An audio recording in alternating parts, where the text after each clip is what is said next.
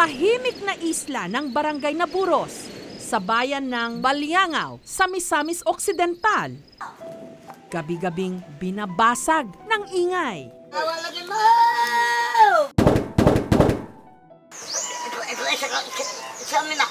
Ang tinig nagmumula sa maliit na kulungang ito, kung saan ang nakapiit, hindi hayop, tao.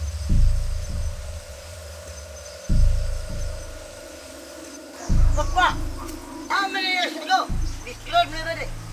Manuel sila? Kantot na mag-ikaw. Sungay. Maya-maya pa, bigla itong nagwala. Niyupi ang mga bakal na rehas. Pilit na lumulusot sa mga butas, akmang tatakas.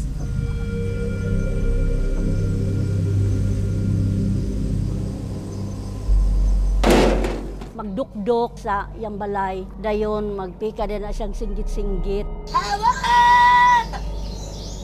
Ano mang kusgan man siya kayo. Di ingo may og nasapian ang dagway ni sa laing espiritu. Sa amin na. Sino ang babae sa hawla? Ang bao. Manuel sila.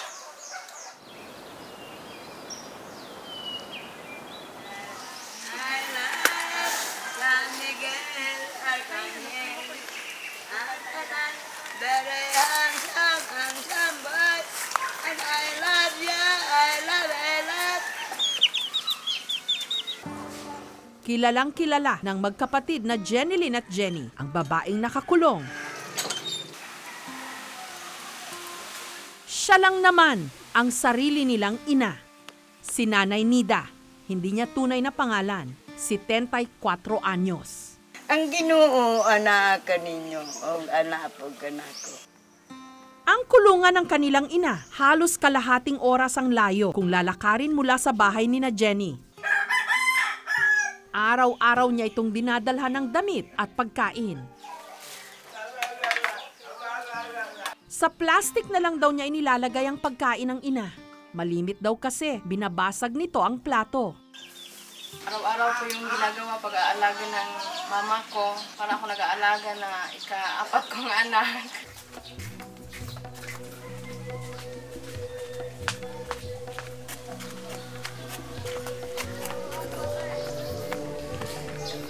Nakakapagod basta makarating ako doon.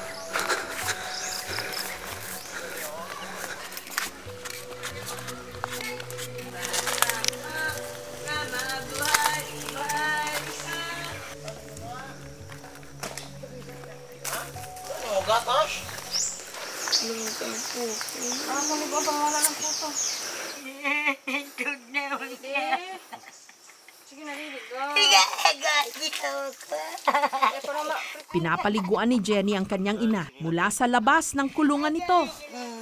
Dapat, dito. Duga naman. Agoy. Ikaw, sa akong bilat, ha? Masika.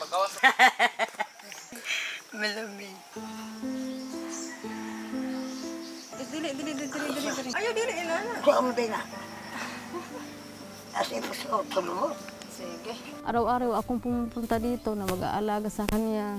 Pag hindi ko na kaya, magsasabi ako sa mga pamangkin ko na kayo na lang ang pumunta doon. Pero pag galit, huwag niyong lapitan. Ilagay niyo ng pagkain sa malapit niya, tapos tumakbo na kayo para hindi kayo matapunan ng bato pag galit. Naiiyak ako kasi ganyan yung naranasan ng ina namin. Hindi namin alam na mayroon pala siyang ganyang sakit. Sakit yun unta, pero madawat na mo kay naingana na magyud siya. Makatulo biya po na mong luha. Amo ko nang ginikanan. Wala man iko niya, gasto magpatambal. Mga pobre raman mi kayo.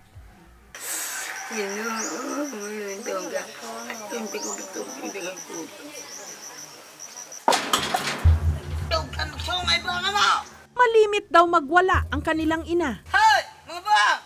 Magkasasala na? Kaya ang kulungan nito, tinakpan nila ng yero. Doon siya? Pitaka lang magpitari. Sa loob ng kulungan, may nakasabit na pinagtagpi-tagping tela mula sa mga pinunit niyang damit. Madalas din daw kasi itong naghuhubad. Sa kulungang ito na rin tinutugunan ni Nanay Nida ang tawag ng kalikasan. Ilang beses na rin daw niyang tinangkang tumakas. Kaya ang kahoy na kulungan, pinaligiran pa nila ng bakal na rehas.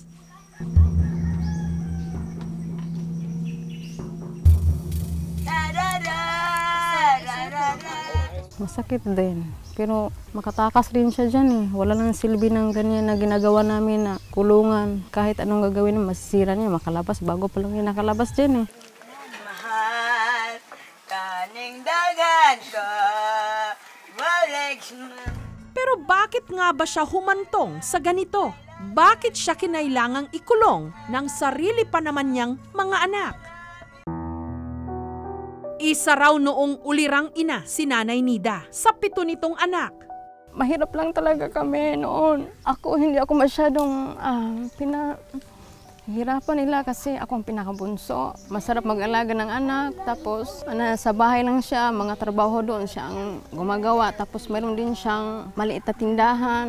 Hanggang taong 2014, namatay ang kanyang mister dahil sa sakit sa atay. Nung sumunod na taon, namatay naman ang matalik niyang kaibigan. Lahat ng ito, tila hindi niya kinaya.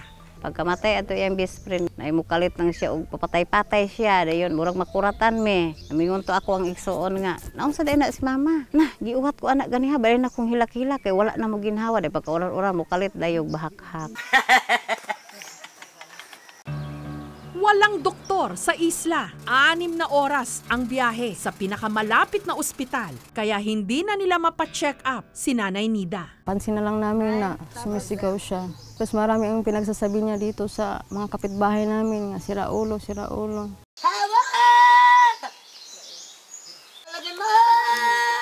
Singgit-singgit siya magabi, dili ka tulog ang mga silingan. Munang among gilain dire. Doon niya pag mata na mo uguan, makabit-bit siya og mga hinagiban kay wala sa iyang huna-huna. Hanggang nagpasya sina Jenaline at Jenny na gumawa na lang ng kulungan sa gitna ng kakahuyan kung saan tumira ang kanilang ina sa nakalipas na 2 taon. Kalayo di ka preso, kadbuang kuno ka. Nakaibuang nga dilibuang. Sakit gyud unta na unsaon man ang maulaw mami sa mga tawo ug amo ang pasagdahan siya. Ang ibang mga anak ni Nanay Nida nakatira sa ibang mga bayan o probinsya. Pero ang lagi raw nitong hinahanap-hanap, ang panganay niyang nagtatrabaho sa Marawi. Si Efren, na halos 1 taon na niyang hindi nakikita. Mabait talaga yung nanay ko sa akin. Dan binibiro ko siya na kahit walang music, sinasayaw ko siya, inaawitan ko siya. Ginawa ko ng diskarte sa buhay para lang magkapira ako para mapagamot ko siya. Kaso malayo talagang kapalaran para sa akin. Ginawa ko yung lahat yung trabaho sa Marawi. Kahit magbabasura pa ako, ginagawa ko na yan. Pero wala talaga, ma'am. Sinamahan ng aming team si Efren para muli niyang makita ang kanyang ina.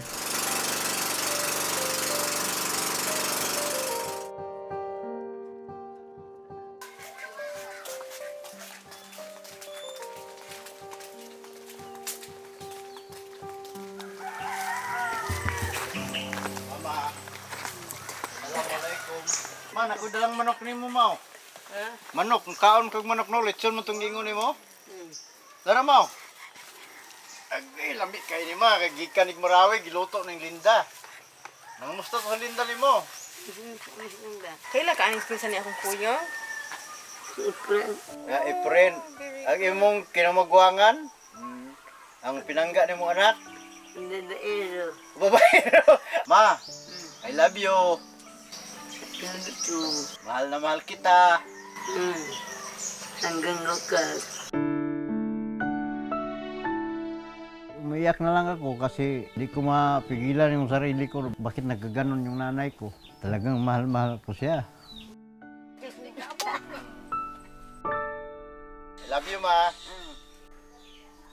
Walang psychiatrist dito sa Baliangaw. Sana pupunta muna sila dito sa health center para at least mabigyan naman namin ng assistance.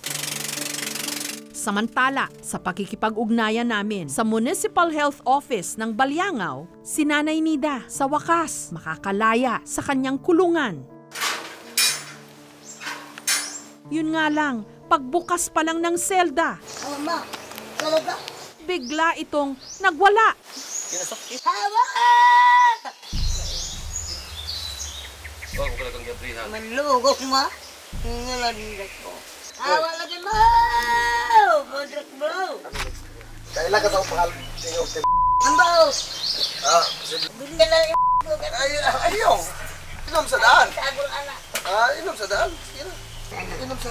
Naman kang biskwit. Nung ito'y kumalma, Ayaw mo ba na mo, ha?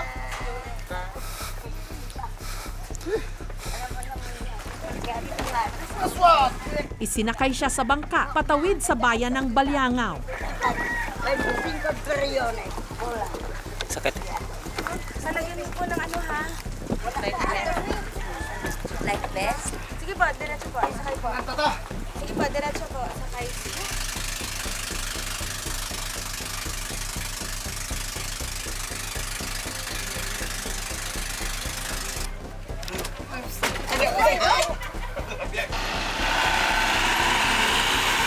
At saka ibinahe ng 2 oras papuntang Ozamis City para sa kauna-unahang pagkakataon na matitignan siya ng isang espesyalista.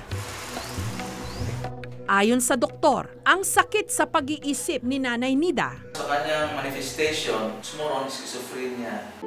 Papa, how many years ago?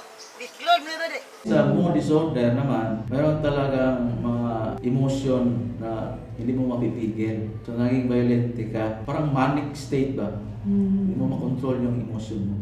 pinayuhan silang agarang ipasok si Nanay Nida sa isang mental health facility at ang isa sa pinakamalapit sa kanila ang nasa syudad ng Cagayan de Oro.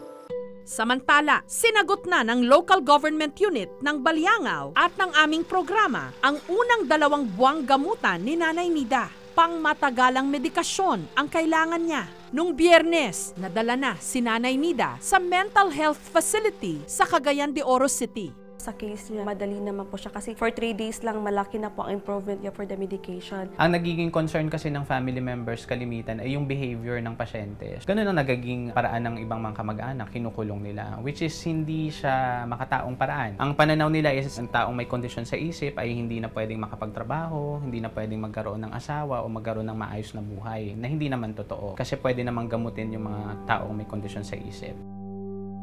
Nagpasalamat ako sa Panginoon kasi nandito na kami. Sana tuloy-tuloy na rin yung paggaling niya. Bukas nang usapin sa ating lipunan ang tungkol sa mental health. Hindi katulad nung unang panahon na ang mga meron nito itinatago at ang issue hindi pinag-uusapan. Ngayon, tila mas malawak na ang pangunawa rito. I love you. Kaya sana rin mas mabilis matugunan ang pangangailangan ng mga katulad ni Nanay Nida na kailangang makalaya sa pagkakabilanggo ng kanilang isipan.